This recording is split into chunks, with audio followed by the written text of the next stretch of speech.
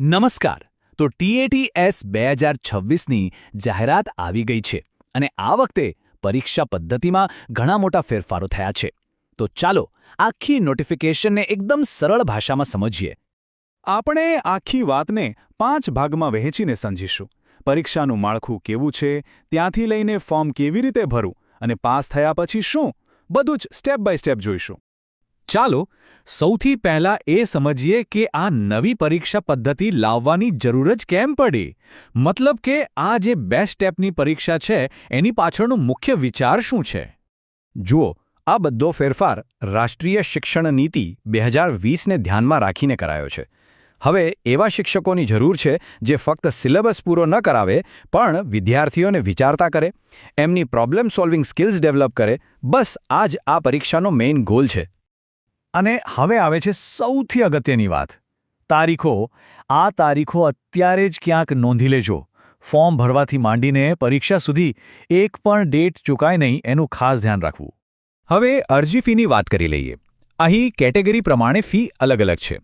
General category માટે ₹500 અને બાકી અનામત કેટેગરી માટે ₹400 છે. એટલે ફોર્મ ભરતી વખતે પોતાની કેટેગરી બરાબર સિલેક્ટ કરવી. સારું, તો હવે આવીએ પરીક્ષાના પહેલા અને સૌથી મોટા પડાવ પર, પ્રારંભિક પરીક્ષા એટલે કે પ્રિલિમ્સ. એનું માળખું કેવું છે અને શું શું પૂછાશે, ચાલો એને ડિટેલમાં જોઈએ. તો પ્રિલિમ્સમાં 200 માર્ક્સનું એક જ પેપર હશે અને એના માટે મળશે પૂરી 1800 મિનિટ એટલે કે 3 કલાક. આ પેપર 2 ભાગમાં વહેંચાયેલું હશે, બંને 100 માર્ક્સના. જે પહેલો ભાગ છે પાર્ટ 1 એ બધા માટે કોમન રહેશે. આ 100 માર્ક્સમાં general knowledge, current affairs, teaching aptitude અને ગુજરાતી અંગ્રેજી ભાષાનું જ્ઞાન, આ બધું જ આવી જશે. અને પાર્ટ 2 એ છે અસલી ખેલ. આ આખો વિભાગ પોતાના વિષયનો હશે. એમાં 80 માર્ક્સ તો સીધા વિષયના કન્ટેન્ટમાંથી પૂછાશે અને બાકીના 20 માર્ક્સ એ વિષયને ભણાવવાની પદ્ધતિ એટલે કે પેડાગોજીના હશે. મતલબ કે વિષય પર પકડ કેટલી મજબૂત છે એ અહીં ચેક થશે.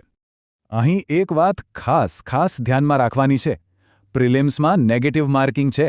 દરેક ખોટા જવાબ પર 0.25 માર્ક્સ કપાશે. એટલે કે આંખ બંધ કરીને જવાબ ટીક કરવાને બદલે જે આવડે એ જ લખવું વધારે ફાયદાકારક રહેશે.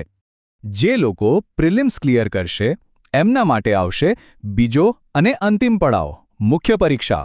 અને હા, આ પરીક્ષા વર્ણનાત્મક હશે એટલે કે લખવાની રહેશે. અહીં જ્ઞાનની સાથે લખવાની આવડત પણ ચકાસાશે. મેન્સમાં કુલ 2 પેપર હશે. પેપર 1 હશે ભાષાનું, જેમાં ગુજરાતી અથવા અંગ્રેજી ભાષા પર પકડ કેવી છે એ જોવાશે. અને પેપર 2 ફરીથી પોતાના વિષય અને એને ભણાવવાની પદ્ધતિ પર હશે. પણ આ વખતે બધું જ લખીને જવાબ આપવાના રહેશે. હવે આ આંકડો બરાબર યાદ રાખી લેજો. ફાઇનલ મેરિટ લિસ્ટમાં આવવા માટે જનરલ કેટેગરીના ઉમેદવારોએ મેન્સમાં ઓછામાં ઓછા 60% માર્ક્સ લાવવા જ પડશે અને અનામત કેટેગરી માટે આ માપદંડ 55%નો છે. આનાથી ઓછા માર્ક્સ હશે તો મેરિટમાં સ્થાન નહીં મળે. ચાલો, પરીક્ષાની બધી વાતો થઈ ગઈ, પણ એના માટે અરજી કઈ રીતે કરવી? હવે એની સ્ટેપ બાય સ્ટેપ પ્રોસેસ સમજી લઈએ.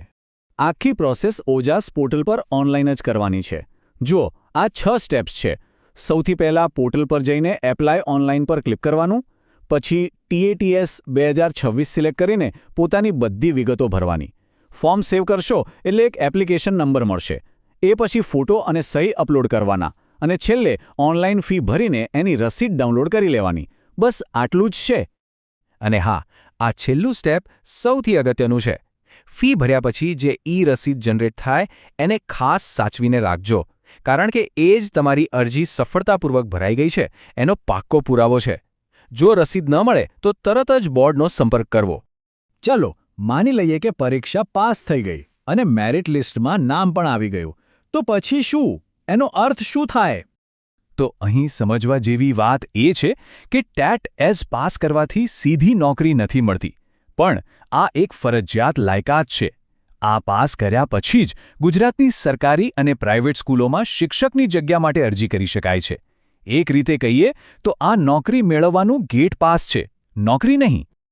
તો આ નવી TATS પરીક્ષા એવા ઉત્સાહી લોકો માટે એક મોટો દરવાજો ખોલી રહી છે જેઓ શિક્ષણ વ્યવસ્થામાં આવીને ખરેખર કંઈક બદલાવ લાવવા માગે છે. તો શું આવનારી પેઢીનું ભવિષ્ય ઘડવા માટેની આ તૈયારી શરૂ થઈ ગઈ છે? સૌને ખૂબ ખૂબ